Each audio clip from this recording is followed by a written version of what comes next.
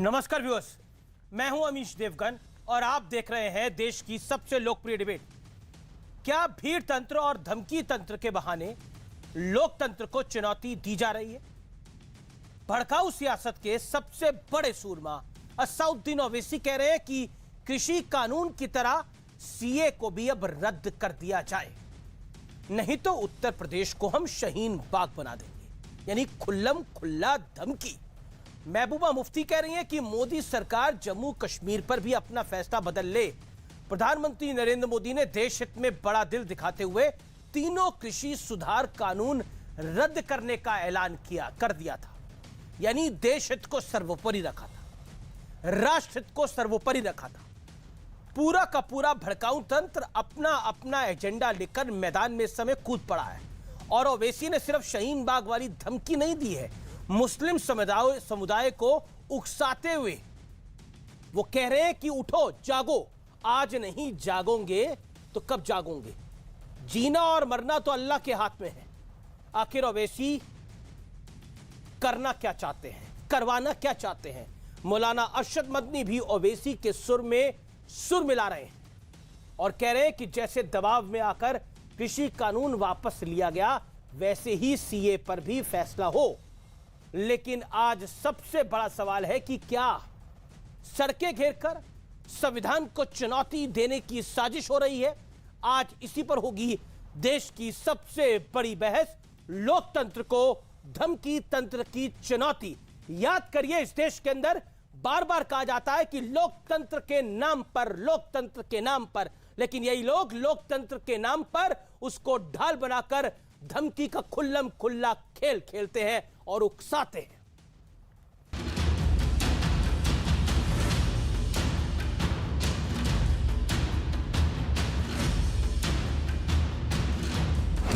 जिस तरह आपने किसानों के लिए ये 3 कानूनों को, कृषि कानूनों को वापस लिया, हम आपसे इस बात का डिमांड करते हैं कि CAA कानून को भी वापस लिया जाए।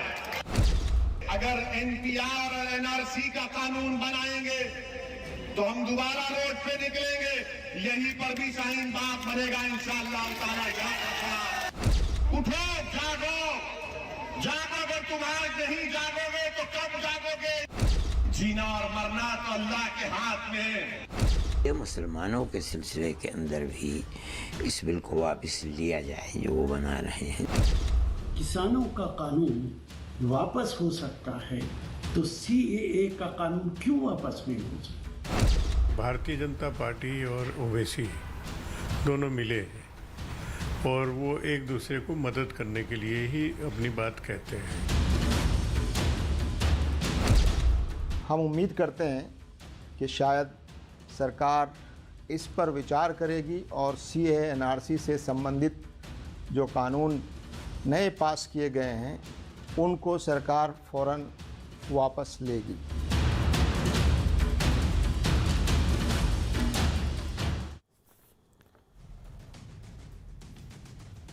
तो अब वक्त है आर पार के विश्लेषण का। शहीन बाग वाली मानसिकता और सोच का विश्लेषण सुनिए। मैं एक एक करके आपको तमाम पॉइंट्स को बताऊंगा।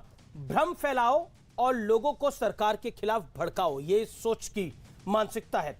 लोगों को उकसाकर सियासी मकसद पूरा करने का एजेंडा। यानी अब नहीं जागे तो कब जागोगे? मरना और जीना तो अल्लाह के हाथ में है। ओवैसी भाईजान तो यही कह रहे हैं। सरकार पर दबाव के लिए शहरों को बंधक बनाने की अपील है और उसको चाल है। संसद की जगह सड़क पर कानून बनाने वाली सोच को हवा है। क्या, मेरा आखिरी पॉइंट बड़ा महत्वपूर्ण है, वो ये है कि क्या शहीन बाग वाली सोच देश में अस्थिरता लाना चाहती है? यानी आप सोचिए, ओवैसी साहब क्या कह रहे हैं कि मुसलमानों जागो, अब नहीं जागोगे तो कब जागोगे? मरना और जीना तो अल्लाह के हाथ में है। इस लाइन में बहुत कुछ है। इस लाइन में ही सब कुछ छुपा हुआ है कि आखिरकार कितनी बड़ी अस्थिरता लाने की कोशिश है देश के अंदर। अगर देश के प्रधानमंत्री ने देश हित में, राष्ट्र हित में कोई बड़ा फैसला लिया है, उसके मायने ये है कि 370 हटा दो, CA हटा दो, कहानी को आगे बढ़ा दो। यानी लोकतंत्र की दुहाई देते हैं लेकिन धमकी तंत्र से काम चलाते हैं। मेरे साथ बात करने के लिए सुधांशु त्रिवेदी है, बीजेपी के राष्ट्रीय प्रवक्ता सांसद। मेरे साथ इस चर्चा में अतीकुर रहमान जुड़ रहे हैं, जाने माने मुस्लिम चिंतक। मेरे साथ इस चर्चा में जुड़ रहे हैं धर्मेंद्र मलिक, प्रवक्ता किसान यूनियन के, आपका भी अभिनंदन है सर। मेरे साथ रिजवान अहमद है इस चर्चा में, उनका भी अभिनंदन है। मैं धर्मेंद्र मलिक आप ही से शुरुआत करता हूं। राष्ट्रहित में जो बात राकेश टिकैत साहब भी कह रहे हैं, जो बात भारतीय किसान यूनियन भी कह रहे हैं कि राष्ट्रहित में यह फैसला लिया है, अगर प्रधानमंत्री ने लिया, हम भी ये बात कह रहे हैं कि राष्ट्रहित को सर्वोपरि रखते हुए यह फैसला लिया गया। लेकिन इस फैसले के बाद भी आप नहीं मान रहे, तो नजीर क्या बन रही है? लेकिन दूसरी तरफ ओवैसी और महबूबा मुफ्ती कह रहे हैं कि अब सीए और 370 को भी बदल दे मोदी सरकार। बोलिए धर्मेंद्र मलिक।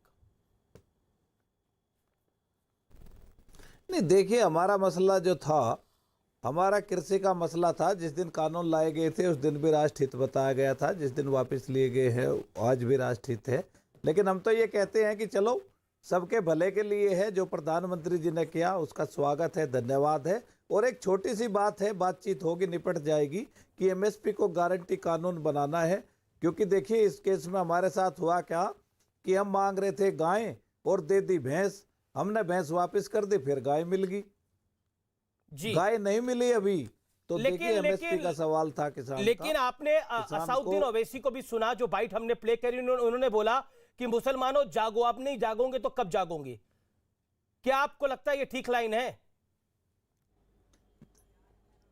धर्मेंद्र मलिक? नहीं, देखिए उनका तो राजनीतिक एजेंडा है और किसी न किसी बात के बहाने लाभ लेने का प्रयास है। लाभ लेने का तो प्रयास जो पॉलिटिकल एजेंडा होता है वो सरकारें क्यों मानेंगी? हम तो कोई राजनीतिक आदमी है नहीं जी सर। वो तो राजनीतिक दल के एक अध्यक्ष हैं और वो ध्रुवीकरण चाहते हैं, ध्रुवीकरण के माध्यम से वोट चाहते हैं। तो हमें वोट नहीं चाहिए, हम तो किसान के नॉन पॉलिटिकल लोग हैं। किसान के इश्यूज थे, कुछ इश्यू खत्म हो गए, कुछ और हो जाएंगे और उम्मीद है कि जल्द ही सब मुद्दों का समाधान होगा। चलिए, मैं अब रुक करता हूं वारिस पठान का। वारिस पठान, मैं ये लाइन पढ़ता हूं। ये लाइन है, जैसे कृषि कानून वापस लिए वैसे ही सीए भी वापस लिया जाना चाहिए। अगर एनपीआर और एनआरसी आया तो हम फिर सड़क पर उतरेंगे, यूपी में भी शाहीन बाग बना देंगे। मुसलमान अब नहीं जागे तो कब जागेंगे? मरना और जीना तो अल्लाह के हाथ में है। इसके मायने क्या है? वारिस पठान। देखिए अमीश भाई, मैं दो बात बताऊंगा यहाँ पर आपके माध्यम से। सबसे पहले तो मैं हमारे देश के बहादुर किसान भाइयों को बहुत बहुत मुबारकबादी पेश करूंगा कि वो डटे रहे। उन पर लाख इल्जाम लगा दिए खालिस्तानियों का, आतंकवादियों का, मगर वो डटे रहे क्योंकि जो असंवैधानिक बिल था वो असंवैधानिक ही था और मोदी को आना पड़ा, घुटने टेकने पड़े और तीनों कृषि कानून को वापस लिया। सत्य परेशान हो सकता है, पराजित नहीं, सत्य में वह जयते। ये जीत है डेमोक्रेसी की, संविधान की, और ये हार है एग्रेशन की और ईगो की हार है ये। तो बहुत बहुत मुबारकबाद। अब दूसरी बात, जिस तरह से कृषि कानून को वापस लिया इसी तरह से असंवैधानिक कानून है ये सीए एनआरसी का। हम तो कब से बोलते आ रहे, इसको भी हम डिमांड करते हैं कि मोदी सरकार फौरी तौर से तीनों जो बिल आए हैं एनआरसी, डिमांड तो मैंने असद ओवैसी साहब की सुन ली, डिमांड बैरिस्टर असद ओवैसी की डिमांड मैंने सुन ली। मैं आपसे यह सवाल पूछ रहा हूं, मुसलमान अब नहीं जागे तो कब जागेंगे? मरना और जीना तो अल्लाह के हाथ में है। यह उकसाने वाला बयान है कि नहीं है? कोई उकसाने वाला नहीं। हम तो जिस दिन से यूपी में गए हम तो बोल रहे कि हम आए बीजेपी को हराने के लिए और योगी को इस मर्तबा चीफ मिनिस्टर नहीं बनने देंगे। हमने मुसलमानों को कहा कि जाटों का नेता है, यादवों का नेता है, सबका नेता है। आपका कोई नेता है नहीं है तो क्यों नाम आपके अंदर से नेता बनाने आए हैं? तो क्या गलत है? अब नहीं जाके 70 साल से मरना और जीना तो अल्लाह के हाथ में है। मुसलमान उठो और जागो, इसका मतलब क्या है? तो क्या आपका ईमान ये नहीं बोलता कि जिंदगी और मौत भगवान के हाथ में है? क्या आपको लगता है आपके हाथ में है? जिंदगी और मौत तो अल्लाह के हाथ में है, भगवान के हाथ में, ईश्वर के हाथ में। तो हम यही बोल रहे ना कि 70 साल से जो नाम मैं ये बोलूं कि लोग सड़क पे उतरे, मैं ये बोलूं लोग सड़क पे उतरे, सड़कें जाम करे, शाहीन बाग बनवाए, अपना कानून वापस ले, मरना और जीना तो अल्लाह के हाथ में है। ये सामान्य बात नहीं है, ये सामान्य बात नहीं है। ये संविधान है, ये संविधान है। सुनो, ये संविधान है डॉक्टर बाबा साहेब अम्बेडकर का दिया हुआ, अल्लाह के हाथ में है। कानून सड़क पे बनाया जाए, ये संविधान सुनो तो सही जी। सुनाइए भाई, थोड़ा सा सुन लेंगे, आपके एजेंडा में कोई फर्क नहीं पड़ेगा। 10 सेकंड सुन लो, कोई फर्क नहीं पड़ता। मैं 40 सेकंड दे रहा हूं, सब समझती है।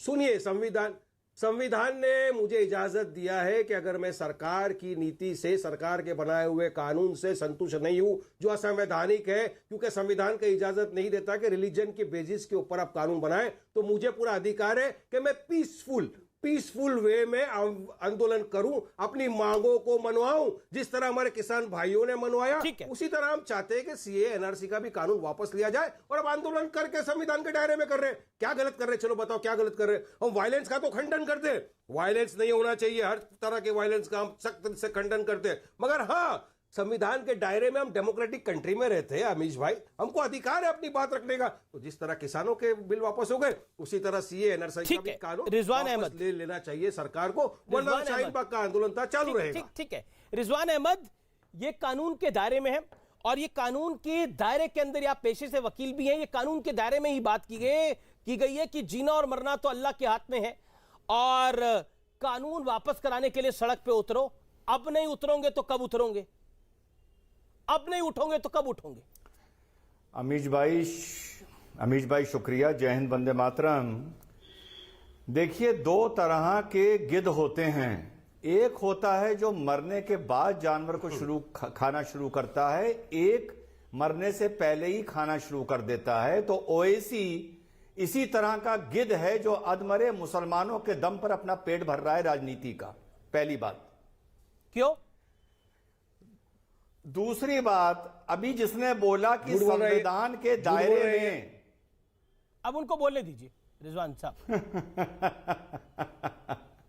सुन लो संविधान के दायरे में, तो इसका जवाब यह है कि सीएए का भारत के मुसलमान से कोई लेना देना ही नहीं है। 6 मुल्कों के गैर मुसलमानों से लेना देना है जिनको इस्लाम के नाम पर सताया गया है। अगर संविधान की बात करनी है तो हिंदुस्तान के मुसलमान के बारे में बात करो। बांग्लादेशी और रोहिंग्या पर भारत का संविधान लागू नहीं होता, पहली बात। तीसरी बात कि किसान आंदोलन ने जो भी विरोध किया, किसान भाइयों ने विरोध किया, वो एक कानून का विरोध किया जो कानून समाज में आ चुका था, पार्लियामेंट से पास हो चुका था, राष्ट्रपति से पास हो चुका था। अमीश भाई, ये वारिस पठान अपने आप को अधिवक्ता बोलता है, जरा इससे पूछिए कि एनआरसी कानून कहां है? क्या इसने एनआरसी कानून पढ़ा है? क्या एनआरसी कानून पार्लियामेंट से पास हो गया है? क्या राष्ट्रपति ने उस पर अपने हस्ताक्षर कर दिए हैं? जब तक कानून पार्लियामेंट से पास नहीं होगा, संवैधानिक दृष्टि से वो कानून माना नहीं जाता। तो ये कौन से एनआरसी की बात कर रहा है वापस लेने के लिए? इसीलिए मैं इन लोगों को जाहिल बोलता हूं, तो आप लोग मुझ पर नाराज होते हैं।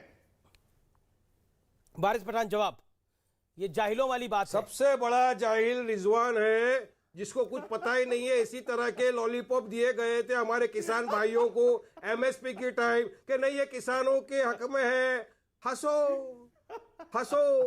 मक्कारी की हंसी पब्लिक देख रही है। सीए की बात करो, सीए का भारत से कोई लेना देना नहीं है। सुन सीए किसान को भी, किसान भाइयों को भी इसी तरह का लॉलीपॉप दिया गया कि किसानों के हित का है ये कृषि कानून, किसानों को बहुत फायदा होगा। रात दिन भाजपा के प्रवक्ता, भाजपा के लीडर और ये भाजपा के दलाल आके यही बोलते थे कि ये कानून किसानों के फायदे का है। कैसा वापस लिया? मेरी बात का जवाब नहीं होगा, मुझे मालूम है। मेरा निवेदन मानिए, मैं हम्बल सबमिशन एक करके सब अपनी बात को रखे। रिजवान अभी वारिस बोल ले, अभी वारिस 40 सेकंड बोल ले, फिर मैं आपको 40 सेकंड मौका दूंगा, फिर मैं सुधांशु त्रिवेदी और अतिकुर रहमान के पास भी चलूंगा। ओके, पहले वारिस पठान 40 सेकंड आप बोल लें। देखिए, जो चीज संविधान बोलता है कि रिलीजन की बुनियाद के ऊपर आप कानून नहीं बना सकते, ठीक है, वो असंवैधानिक है। हमारी लड़ाई है कि असंवैधानिक जो कायदा कानून है एनआरसीसीए का, उसको आप वापस दे लो, जिस तरह आपने कृषि कानून को वापस दे दिया। क्या गलत बोल रहा हूं मैं? क्या गलत बोल रहा हूं? चलो बताओ। लोकसभा में पास कर दिया, राज्यसभा के अंदर पास कर दिया, बैड लॉ है, ब्लैक लॉ है, उसको वापस देना चाहिए। रिजवान अहमद जवाब। मैं हंसूंगा, रिजवान अहमद जवाब बोलिए। रिजवान, हमें क्या जवाब देंगे? हमें ये क्या जवाब देगा? जो वारिस साहब ने कहा, जो अमीश भाई बोलिए बोलूं, जो वारिस पठान ने बोला, बोलो क्या कि बोलेगा? भारत में संविधान में मजहब और धर्म के आधार पर कानून नहीं बन सकता, बिल्कुल सही बोला। तो वारिस पठान सबसे पहले उसी संविधान के चलते, उसी संविधान की कसम खाकर शरीयत से तौबा करो, फिर इस देश में शरीयत भी नहीं हो सकती, क्योंकि शरीयत मजहब पर आधारित है। शरीयत से तौबा करो, फिर आगे बोलो। मैं संविधान की बात कर रहा हूं, मैं शरीयत की बात कर रहे हैं, मैं संविधान की किताब लेके बैठा हूं, मैं कानून की बात कर रहा हूं। ये शरीयत में चले गए, ये सऊदी में चले गए, मैं इंडिया की बात कर रहा हूं। अब इनको क्या जवाब देंगे? अरे भाई, अरे अमीश भाई, मुझे मेरे सामने किसी अच्छे को लाओ, समझदार इसको लेके आए। शरीयत से तौबा करो, क्योंकि शरीयत भी मजहब के किससे आधार क्या पर करना है। मुझे मालूम है। शरीयत से तौबा मुझे करो। तुमसे सीखना नहीं है शरीयत क्या है, कायदा कानून क्या है। मुझे शरीयत तुमसे सीखना नहीं है, कायदा क्या है, कानून क्या है, मुझे सीखना नहीं है बेटा रिजवान। दूसरे को सिखाओ बेटा, दूसरे को सिखाओ, जाओ। मैं तो संविधान लेके बैठा हूं, डॉक्टर बाबा साहेब अम्बेडकर का। आप बीजेपी के तलवे चाट लो, कुछ नहीं मिलने वाला है, कुछ नहीं। अरे सब कुछ नहीं, अरे तुम तौबा करोगे, तुम वारिस पठान के सामने बैठ गए, तुम्हारी खिल्ली उड़ रही है हर जगह। ट्विटर पे जरा देख ले, सब हंस रहे हैं। शरीयत से तौबा करो, फिर शरीयत से तौबा करो। बिठा देता अमीश भाई आर्टिकल 44 का अरे तुम सम्मान तौबा कर लो, यूसीसी 2 लेके रकात आओ, नफिल नमाज पढ़ो, सलातुल UCC तौबा की लेके आओ। तौबा कर लो। मैं एक सेकंड मुसलमानों के खिलाफ इतना सुधांशु त्रिवेदी को लेके आता हूं। सुधांशु त्रिवेदी के खिलाफ जहर गला बंद करो। लेकिन तुम नहीं करोगे, क्योंकि तुम बहरूपिये हो। मैं सुधांशु त्रिवेदी को लेके आता हूं। सुधांशु त्रिवेदी, तुम बहरूपिये हो। सुधांशु त्रिवेदी, राष्ट्रहित के अंदर कानून वापस हुए, जो बीजेपी कह रही है कि हमने राष्ट्रहित में ये कानून वापस करे, लेकिन अब ओवैसी साहब कह रहे हैं कि मुसलमान सड़क पे उतर जाएं। अगर अब नहीं उतरेंगे तो कब उतरेंगे? उत्तर प्रदेश के अंदर उसको शाहीन बाग बना देंगे। अगर वो कानून वापस करना राष्ट्रहित है तो सीए का कानून भी वापस करना राष्ट्रहित होगा। अब बताइए क्या करेंगे? देखिए, पहली बात मैं कहूंगा, किसानों के कानून और सीए एनआरसी में किसी प्रकार का कोई कंपैरिजन नहीं, क्योंकि जो कृषि कानून आए थे उन्होंने किसानों की जो वर्तमान प्रक्रिया और लेकिन उनको रास्ता मिल गया। सुधांशु जी, माफी के साथ मैं बोल रहा हूं, उनको रास्ता मिल गया ना कि एक बार ये चीज वापस हो सकती है तो दूसरी भी वापस हो सकती है। Simple as that.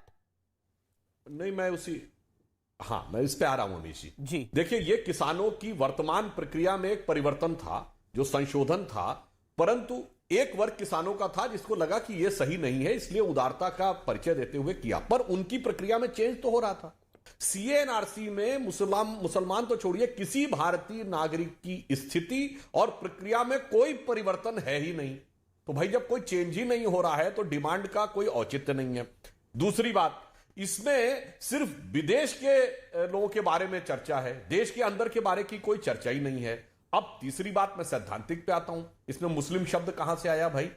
हमने तो उसमें 5-6 धर्मों का नाम लिया है, और मैं एलानिया कहता हूं कि जब यह देश विभाजित हुआ तो भारत के, अविभाजित भारत के जो हिंदू, सिख, बौद्ध, ईसाई थे, वो जिन्ना के पाकिस्तान के साथ नहीं थे, वो गांधी के देखिए ये ब्रॉडर, सुधांशु बिल्कुल, ये सीएनआरसी के ऊपर मैं अच्छा डिबेट कर चुका हूं, लेकिन ब्रॉडर टॉपिक ये है कि अब लोकतंत्र के ऊपर धमकी तंत्र हावी है। यानी किसान आंदोलन पे धमकी मिली तो कानून वापस हो गया। अब इनको लग रहा है कि जब वो धमकी की किसानों का कानून वापस हो सकता है तो सीए क्यों नहीं वापस हो सकता? अब महबूबा मुफ्ती के लिए 370 भी वापस कर लीजिए, क्या करिएगा?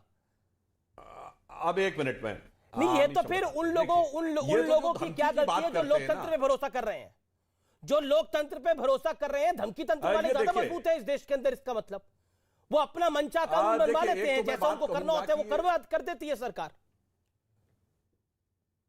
हाँ अमित जी, जो ओवैसी की धमकी है उसे धमकी कहें, भभकी कहें, घुड़की कहें, ये तो आदतन है, फितरतन है, शरारतन है। 15 करोड़ बनाम 100 करोड़, पर उन्होंने देख लिया ना किसानों के साथ ऐसा होता हुआ। माफ करिए सुधांशु जी, उन्होंने देख लिया किसानों के मामले में सरकार पीछे हट गई, बेशक राष्ट्र में पीछे हट गई, लेकिन उन्होंने एक बार ये स्वाद चख लिया। अब कैसे बदलेगा ये स्वाद? कहते खून एक बार मुंह में लग जाता तो नहीं रुकता। वो बात यदि अरे भाई, अगर वो ये मान रहे हैं कि सीए एनआरसी में पड़ोसी मुल्क के प्रताड़ित लोगों को दिया गया और मुसलमानों को भी उसमें शामिल होना चाहिए, तो मैं वारिस पठान साहब से कहना चाहूंगा, ओवैसी और जमाते इस्लामी के जितने भी लोग बोलना चाहते हैं, वो ये पहले तो इन बयानों के लिए माफी मांग ले कि मोदी जी के हिंदुस्तान में मुसलमानों में भय है, क्योंकि आप तो कह रहे हैं पड़ोसी मुल्कों से ज्यादा शांति है। दूसरा, वो ये कहें कि पड़ोसी मुल्क चाहे पाकिस्तान हो, अफगानिस्तान हो, जहां पाक सरजमी है, जहां दामने रहमत की सरजमी है, जहां परचमे हिलाल का झंडा है, वहां मुस्लिम महफूज नहीं है, मोदी के हिंदुस्तान में महफूज है, इसे उसे पनाह चाहिए। एक बार ये कहिए, तब हम आपकी बात सुनने को तैयार हैं, वरना दोनों बातें एक साथ नहीं हो सकती। एक बयान विड्रॉ कर लीजिए, ठीक है, या तो कहिए हिंदुस्तान में डर लगता है। मैं अतिकुर रहमान का रुख कर रहा हूं, वो भी अतिकुर रहमान। आखिर में एक बात और कह दूं, वारिस पठान साहब, आपके मुंह से एक वाक्य निकल गया, सत्यमेव जयते। आपको पता है ये कहां का है? ये मुंडकोपनिषद का है, हिंदू धर्म ग्रंथ का, और संविधान में भी लिखा मुंडकोपनिषद से लिया गया है। कहीं ऐसा ना हो गणपति बप्पा मौर्य की तरह माफी मांगनी पड़ जाए, अभी मजलिस वाले मातम पुरसी शुरू कर दें आपकी, इसलिए सोच लीजिएगा। सत्य परेशान हो सकता है, पराजित नहीं। सुधांशु त्रिवेदी जी, सत्य परेशान हो सकता है, पराजित नहीं। जय जवान, जय किसान, जय संविधान। डेमोक्रेसी की, संविधान की जीत हुई है, और मोदी ये बड़ा अच्छा तरीका है संविधान की बात करके धमकी देना, संविधान की बात करके लोगों को सड़कों पे बात करने की बात करना। अतिकुर रहमान, आप भी संविधान को बड़ा मानते हैं, तो आपको भी ओवैसी साहब की बात ठीक लग रही होगी, जायज लग रही होगी। नाजायज तो नहीं कह रहे ओवैसी साहब, मुसलमान अब नहीं खड़े होंगे तो कब खड़े होंगे? मरना और जीना तो अल्लाह के हाथ में है। जी अमीश भाई, जागरूकता कौन नहीं चाहता जी? क्या आप जर्नलिज्म के अंदर जागरूकता नहीं चाहते? क्या सुधांशु जी बीजेपी के अंदर अपने हिंदुत्ववादियों के अंदर जागरूकता नहीं डालना चाहते? क्या हम जागरूक नहीं होना चाहते? तो छोटी सी बात है, अगर ओवैसी साहब ने कहा कि जाग जाओ और उस जागरूकता से इतनी परेशानी हो रही है, जाग जाओ, तो सड़क पे उतर जाओ। समझना चाहिए जिन लोगों को परेशानी हो रही है क्यों हो रही है। दूसरी एक इंपॉर्टेंट बात यहां पर यह है कि जब तक के आपने आंदोलन की बात की, इसीलिए मैं ये कह रहा हूं, जब तक के पार्लियामेंट के अंदर ब्रूट मेजॉरिटी अपनी ब्रूटनेस दिखाता रहेगा, तब तक के जन आंदोलन होता रहेगा, लोग सड़क पर आते रहेंगे। संविधान का रास्ता दिखाना हमारा काम है इस ब्रूट मेजॉरिटी को। और अब तो ये बिल्कुल पुख्ता हो गया है कि बीजेपी और मोदी सरकार कोई काम करती है तो वो सिर्फ और सिर्फ ब्रूट मेजॉरिटी की बुनियाद पे करती है। देश की भलाई के लिए उनका कोई रिस्पॉन्सिबिलिटी नहीं है। ठीक है, यहाँ पर इंपॉर्टेंट बात यह है, किसान भाइयों ने पूरी दुनिया को रास्ता दिखाया है कि ऐसे ऊंट को पहाड़ के नीचे किस तरह से लाया जाता है।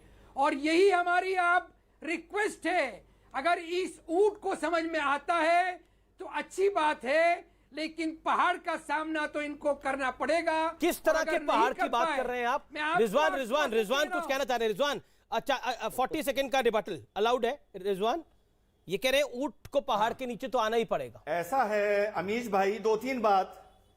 एक तो किसान आंदोलन का ये जो कानून था, ये क्या वापस हो गया? किसान आंदोलन के चलते तो मेंढकियों को जुकाम हो गया, पहली बात। अतीकुर रहमान ने कहा कि ओवैसी साहब कह रहे हैं जाग जाओ। अमीश भाई, जो कौम ट्रिपल तलाक जैसे कानून का विरोध करे वो कौम कभी नहीं जाग सकती। नंबर 2 बात। नंबर 3 बात, सुधांशु भाई ने कहा कि वारिस पठान को माफी मांगनी पड़ेगी। सुधांशु भाई, गणपति बप्पा मौर्य बोल के इसी वारिस पठान ने माफी मांगी थी, क्या भूल गए? और तीसरी बात सुधांशु त्रिवेदी जी की आगे बढ़ाते हुए, जो उन्होंने कहा कि पहले ये बात अपने मुंह से बोलो कि मोदी का भारत सुरक्षित है, तो सभी से ये बोलना चाहता हूं कि अगर तुम ये बोलते हो कि बांग्लादेश और पाकिस्तान और अफगानिस्तान से मुस्लिम हिंदुस्तान में आने दिए जाएं, तो सबसे पहले ये बोलो कि दरुल इस्लाम खत्म हो गया। उसके बाद ये बोलो कि उम्मत खत्म हो गई। उसके बाद ये बोलो कि तेरा मेरा रिश्ता क्या ला इलाहा इल्लल्लाह झूठा नारा है। उसके बाद ये बोलो कि अल्लाह और नबी की अब कोई शान नहीं रह गई। उसके बाद हिंदुस्तान में आने की इजाजत मांगो नरेंद्र मोदी से, तो फिर हम भी सोचेंगे कि तुम्हारा समर्थन किया जाए या ना किया जाए। अतिकुर रहमान। सुधांशु जी की बात को मैं हमेशा जो सेंटेंस ये रिपीट करते हैं उससे मैं शुरू करूंगा कि तू इधर उधर की बात ना कर, ये बता कि काफिला कैसे लुटा।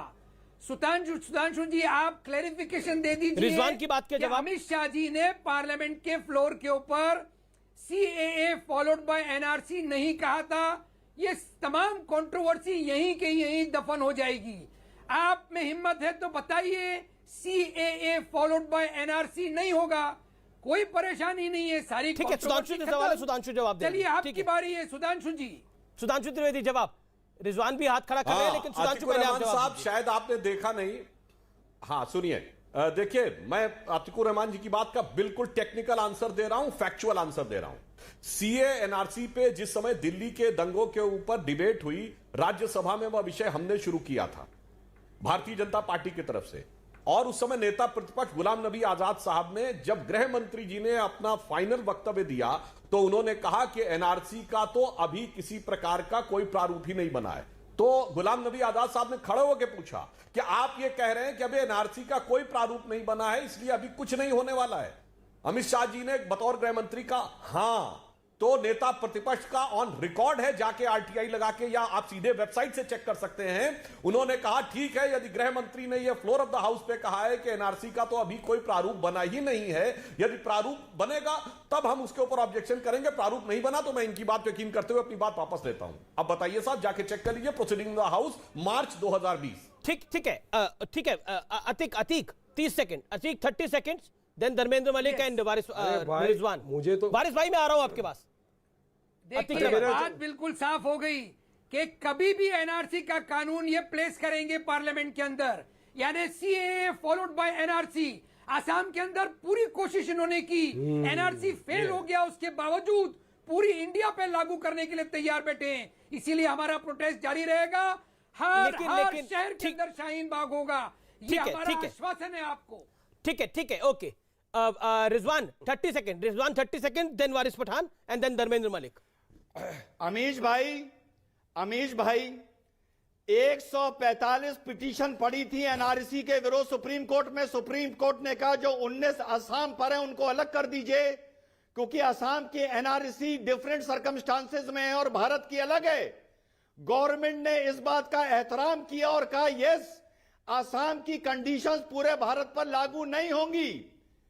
यह बात तभी मेरे मुंह से एक जाहिल वर्ड निकलता है, ये इन लोगों को बात समझ में नहीं आएगी, क्योंकि जब तक मुसलमान का खून इनकी शेरवानी से नहीं लगेगा, इन लोगों के कलेजे को ठंडक नहीं पहुंचेगी। ये अपने घरों में सुरक्षित रहेंगे और मरेगा आम मुसलमान, गरीब मुसलमान, रिक्शे तांगे वाला मुसलमान। और ये जो कहते हैं कि जिंदगी मौत अल्लाह के हाथ में है, ये अपने घरों में सिक्योरिटी के साथ बैठे रहेंगे और ड्राइंग रूम में बैठ के बयानबाजी करते रहेंगे और मर रहा होगा गरीब मुसलमान, गरीब हिंदू। जी वारिस पठान, जो बयान दिया वो उत्तेजना वाला इसलिए है क्योंकि उसमें यह कहा जा रहा है कि देखिए अब नहीं उतरे तो वो एक तरह से धमकी है और एक तरह से उत्तेजना है। क्या आपको लगता नहीं है कि इससे एनआरकी बढ़ेगी? देखिए अमीश भाई, दो बातें मैं जरा सुधांशु भाई को भी बोलना चाहूंगा। उनको डायलॉगबाजी बहुत पसंद है। मैं बताऊंगा कि हमारे देश के किसानों ने एक डायलॉग को सिद्ध कर दिया कि दुनिया झुकती है झुकाने वाला चाहिए, सरकार है झुकती है झुकाने वाला चाहिए। अगर हम नॉन वायलेंस रीत से पीसफुल प्रोटेस्ट करें तो सरकार को भी अपने घुटने टेकने पड़ते हैं। अब एक और हजा। अब बात नंबर 2, सुधांशु भाई आपने कहा आसाम की बात, तो आसाम में किस तरह का हुआ था एनआरसी? करोड़ों रुपया टैक्स पेयर का खर्चा कर दिया आपने और क्या निकला? खोदा पहाड़ निकला चूहा। किसानों को भी यही लॉलीपॉप आपने दिया था कि एमएसपी का जो ये कानून है, कृषि कानून, बहुत फायदेमंद है आपके लिए, इससे बहुत किसानों को फायदा हो जाएगा। फिर क्या हो गया? आपको कानून वापस देना पड़ा। यही आप बोल रहे हो कि एनआरसी सीएए से देश के मुसलमानों को फर्क नहीं पड़ेगा, मगर हमको मालूम है कि भाई जो ओवैसी साहब बोल रहे हैं क्या वो तर्कसंगत है? क्या वो संविधान के दायरे में है जो ओवैसी साहब बोल रहे हैं, जिसमें ललकारने की बात है, जिसमें उकसाने की बात है? हम लोगों को नहीं, आप इसको अपने नजरिए से देख रहे हो, अपने नजरिए से, किसी भी नजरिए से देख रहे हो, लोगों को जगाया। जगाया नहीं, किस हमने बात लोगों के को लिए? जगाया कि 70 किस साल बात में के जो लिए? so-called सेक्युलर पार्टीज ने आपके साथ ये अन्याय कहना किया, अब कि उठो, तुम सड़क आगे पे बढ़ो, उतरो, मरना अपने हक की जीना तो लड़ाई लड़ो। अल्लाह के हाथ में है, ये उकसाना नहीं तो क्या है? देखिए, इसमें दो राय है ही नहीं। जीना मरना जिंदगी मौत अल्लाह के हाथ में, ईश्वर के हाथ में। आप मानते नहीं मानते कि आपके हाथ में? अगर अल्लाह चाहे कि आपको उठा ले तो क्या डॉक्टर बचा सकता है आपको? नहीं बचा पर सकता। मैं अगर सड़क पर ये बोलूं कि बाहर अगर निकलो, एक मरना ईमान- जीना, मरना जीना तो ईश्वर के हाथ में है, महादेव के हाथ में है, आओ सड़कों पे निकलो, दो हाथ हो जाएगा, तो क्या मतलब है इसका? इसका मतलब ये है, उन्होंने ये कहा कि दो हाथ हो जाएगा। उन्होंने ये कहा दो एक हाथ हो सेकंड। जाए। उन्होंने क्या कहा? जीना मरना अगर अल्लाह के हाथ में है, बेशक बेशक जागो जागो। जागो, अपने वोट का इख्तियार यूज करो और वोट दो ऐसे लोगों को जो तुम्हारे लिए लड़ते हैं। ये जगाना है किससे? ओके, सुधांशु त्रिवेदी, ये जगाने की बात है Dharmendra Malik. Okay, Sudhanshu Trivedi, quick rebuttal. नहीं बनाया सुधांशु, हम जा रहे हैं मुसलमानों को लीडर बनाने, क्योंकि दूसरी जो पार्टियां है ना, उनको मुसलमानों के वोट चाहिए अमीश भाई, मगर मुसलमानों के लिए कुछ करना नहीं है। प्रॉब्लम लेकिन मुसलमान को सड़क पे उतारकर मरना जीना अल्लाह के हाथ में डालकर आप पॉलिटिक्स नहीं कर रहे। सुनिए जी, सुधांशु त्रिवेदी जवाब। वारिस पठान सुधांशु जी आपको बोलता जा रहा है कि वारिस सुधांशु त्रिवेदी, अब इस देश में ऐसा होगा कि लोकतंत्र पर धमकी तंत्र हावी होगा। इस देश में ऐसा होगा, मोहब्बत है, मोहब्बत है, जिसको लगेगा कि उसके अनुसार कानून नहीं बन रहा, वो सड़क पे उतरेगा, वो सड़क पे उतरेगा और यही सब तमाशा करेगा।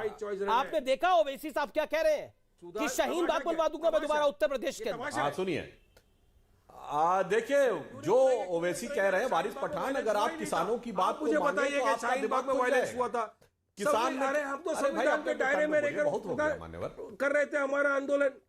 हाँ, आंदोलन अब कर बोल रहे सकता थे हूं। पीसफुल वे में। कहाँ वायलेंस हुआ? अब बोल बताओ, सकता हूं। कहाँ वायलेंस हुआ अमीश भाई? शाहीन बाग में ठीक कहाँ है। वायलेंस हुआ था?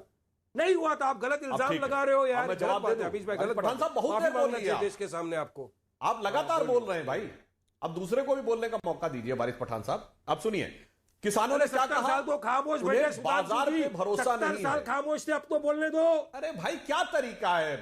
आप ये भाषण नहीं, तकरीर नहीं है जनाब, ये डिबेट है। अब आप बोल चुके अपनी बात, तो मैं बोलूं? ठीक। अब देखिए, किसानों ने क्या कहा? उन्हें बाजार पे भरोसा नहीं है, उन्हें सरकारी मंडी पे भरोसा है, सरकार के दामन पे भरोसा है, बाजार पे नहीं। एक बार आप कहिए कि आपको भी सरकार के दामन में महफूज हिफाजत महसूस होती है, तो हम आपकी बात पर भी विचार करने को तैयार हूं। और जो कुछ ओवैसी ने कहा अमीश भाई, मैं आंशिक रूप से उससे सहमत हूं। मैं भी ये कहना चाहता हूं, मुसलमानों जाग जाओ। ये वही उत्तर प्रदेश है जहां 1931 के सेंसस में भारत की साक्षरता दर 8%, उत्तर प्रदेश में 7%, सैयद मुसलमानों में 24% थी। जहां 1947 में तुम ब्यूरोक्रेसी में 20% थे, जहां पर एक से एक आलिम फाजिल मुसलमान होते थे उत्तर प्रदेश में। चाहे मजरूर सुल्तानपुरी हो, शकील बदायूनी हो, कैफी आजमी हो, बड़े बड़े शायर होते थे, बड़े बड़े राष्ट्रभक्त होते थे। अशफाक उल्लाह खां हो, या नौशेरे का शेर ब्रिगेडियर उस्मान हो, या खेमकरण का शेर अब्दुल हमीद हो। इधर उधर की बात ना कर। हो गया मुसलमानों, ये बता कि अब तुम्हारे सामने सिर्फ उत्तर प्रदेश में अबू सलेम, छोटा शकील, अतीक अहमद, मुख्तार अंसारी और तुम्हारी साक्षरता दर राष्ट्रीय परिषद के ठीक है, ऐसे ही लोगों ने तुमको गरीबों, गुर्बत, मुफलिसों, मजलूमियत और जहालत में ढकेला है। इसलिए मैं कहता हूं मुसलमानों, खड़े हो जाओ, अपनी हकीकत को समझो कि इन्होंने तुम्हारे लिए बर्बादी का यह मंजर मुस्तकबिल किया है। इससे बाहर निकलो तो तुम्हें हकीकत में समझ में आएगा कि सबका साथ, सबका विकास। ठीक है धर्मेंद्र मलिक, ठीक है सुधांशु, मैं आपका रुख करूंगा दोबारा। मैं धर्मेंद्र मलिक, जब किसान आंदोलन चल रहा है और पीछे भी शाहीन बाग ने आपका समर्थन किया था, तो अब अगर शाहीन बाग का मूवमेंट खड़ा होता है तो धर्मेंद्र मलिक आप लोग भी तो समर्थन कर देंगे?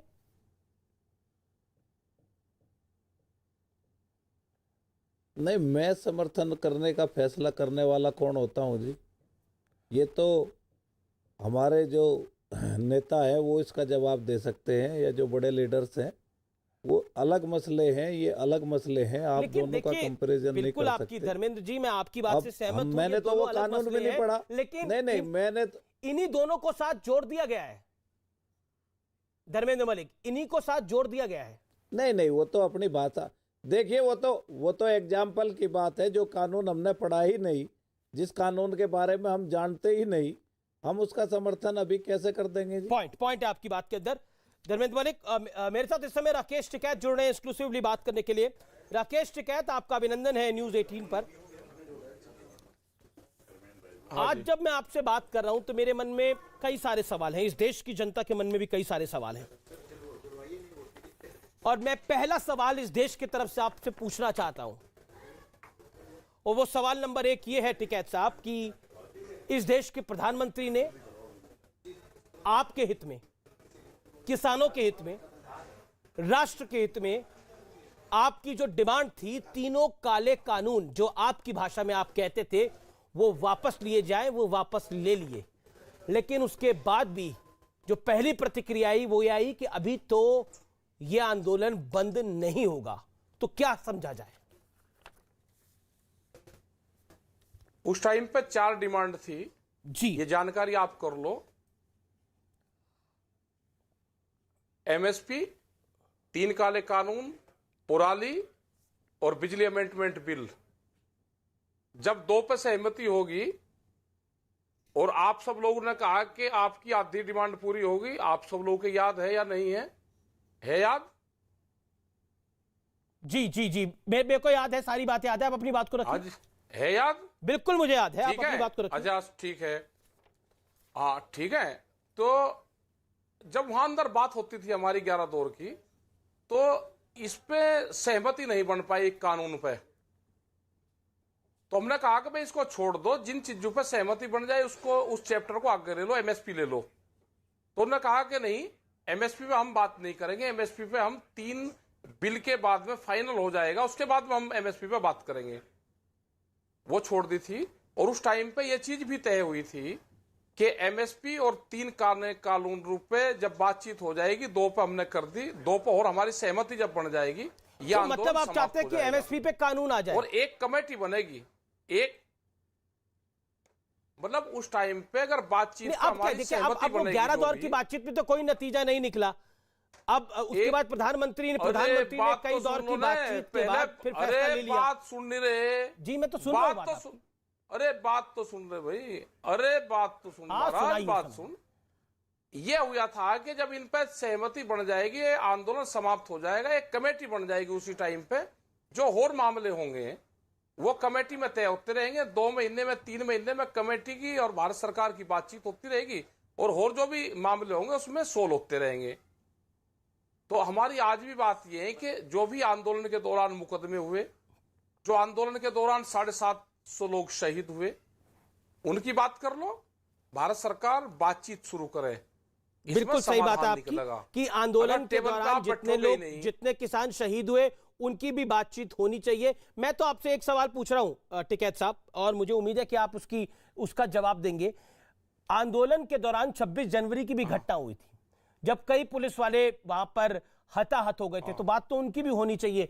अगर हम पुरानी बातों को ही घेर के बैठेंगे तो समस्या का निदान नहीं कर पाएंगे।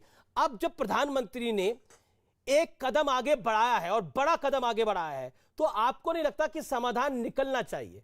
और समाधान इसलिए जरूरी है कि जनता देश की परेशान हो रही है। पिछले 1 साल से आपने उन इलाकों के लोगों को लगभग बंधक बना कह रहे हैं कि समाधान निकल, अरे हमने तो कल भी चिट्ठी भेजी उनको, समाधान निकलना चाहिए, डिमांडें बढ़ाकर बात तो करने टेबल पे बैठ के। वो तो वे बताएंगे ना डिमांड छोटी है या बड़ी है। ये सारी डिमांडें थी, वो कमेटी की भी बात हुई, वो तो जब सरकार बैठेगी तो उसको बता देंगे, वो जवाब दे देगी। मुझे एक बात समझ में नहीं आई, ये सारे टीवी चैनल को जो टास्क दिया जाता है, एक ही क्लास के पढ़े हुए सारे निकल के आते हैं, और सारों का एक ही क्वेश्चन है, यही सबका एक ही क्वेश्चन है, बातचीत पे कोई तैयार नहीं है। एक बार भारत सरकार के मंत्री देखिए, आपको राकेश भाई मेरा आपसे परिचय आज का तो है नहीं, शायद 15 साल 20 साल पुराना है। आपको शायद मीडिया ने पिछले 1 साल में जितना दिखाया होगा, ताउम्र उतना नहीं दिखाया। आपकी मीडिया से काफी शिकायतें रहती है, रहनी चाहिए। आप अपनी शिकायतों का पिटारा खोलते रहिए, कोई दो राय नहीं है। आप भी अपनी बात को रखते रहिए, आप अपने दिल की बात को रखिए, हम भी अपना सवाल पूछते रहेंगे। हमारा तो एक ही टास्क है, हम जनता के सवाल पूछते हैं। मैं तो उस जनता के लिहाज से सवाल पूछ रहा हूं जिसे तकलीफ हो रही है, जिनकी सड़कें बंद कर रखी हैं। अब आप मुझे बताइए ना, उनके लिए क्या है? अब आप कह रहे हैं कि पराली जलने के ऊपर भी कोई किसी पर केस नहीं होना चाहिए। ये प्रदूषण का सामना तो आप भी कर रहे हैं, मैं भी कर रहा हूं, मेरे बच्चे भी करेंगे, आपके बच्चे भी करेंगे। उसमें किसकी गलती है? वो ठीक बात है। अब आप उस पर भी, पुराली पे भी सुन लो। आज तक भारत सरकार और साइंटिस्ट क्या कर रहे थे, बगैर पुराली के धान कैसे पैदा होगा, ये किसकी गलती है? वो धान बता दो हमको, बगैर पुराली के कैसे होगा? बगैर माँ बाप के बच्चा कैसा होता है वो बता दो आप हमको।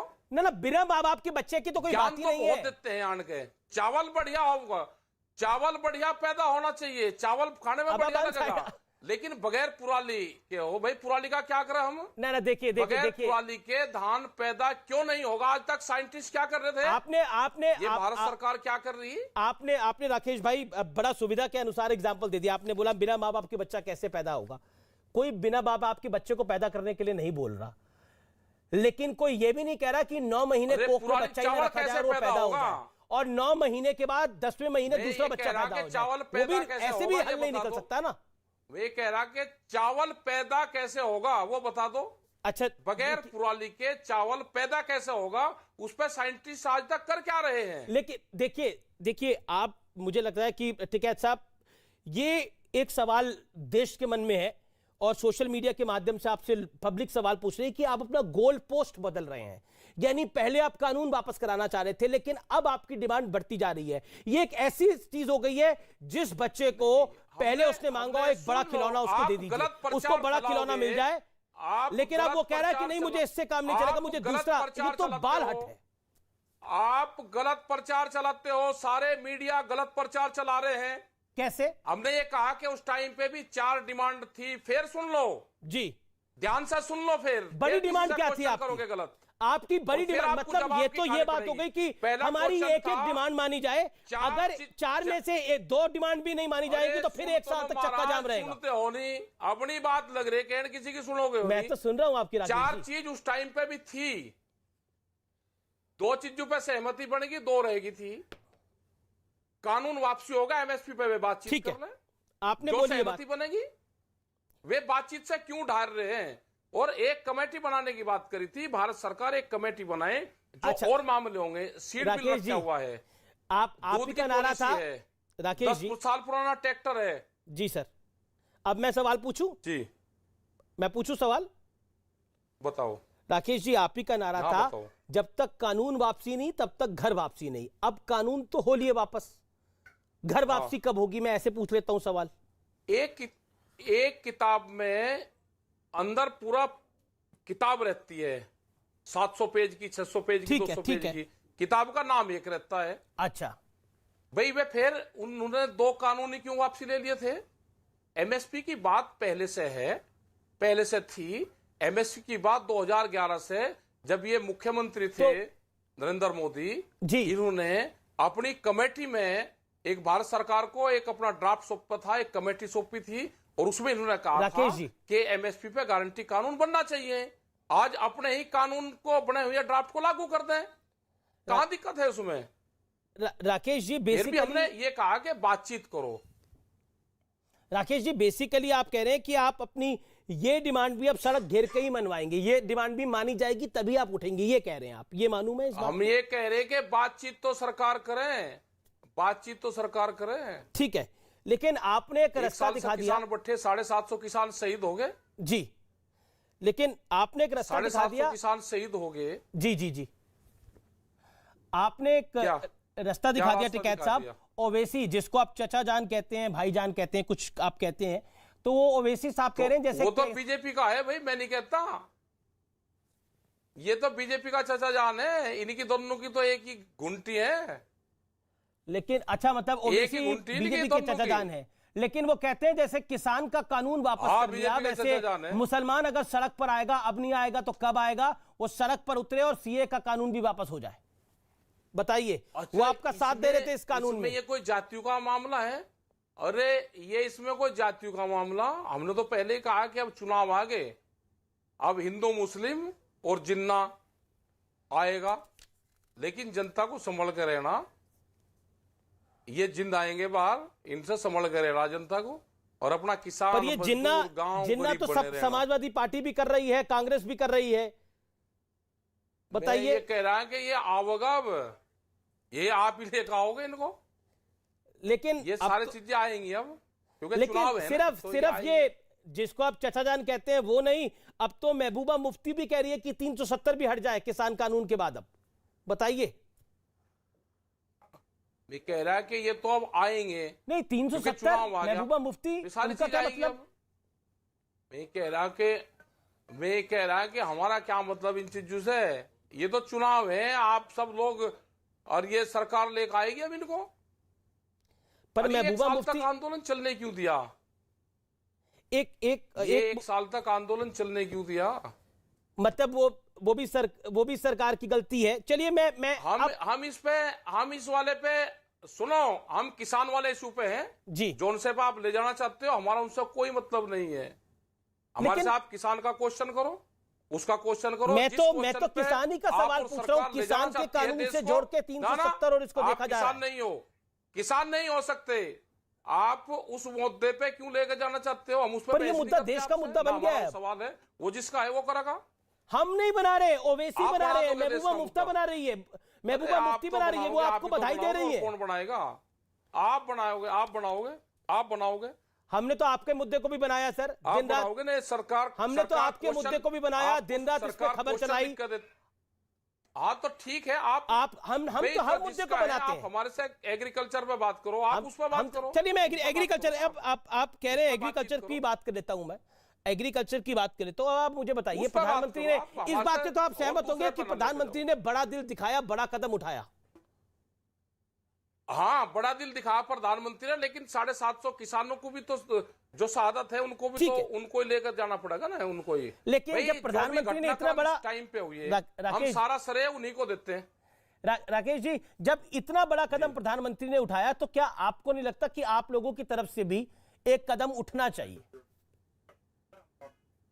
अरे हम तो उठा तो रहे, और क्या उठवाओ भाई हमारे से, हम उठा तो रहे, हमारे से बातचीत तो कर लो।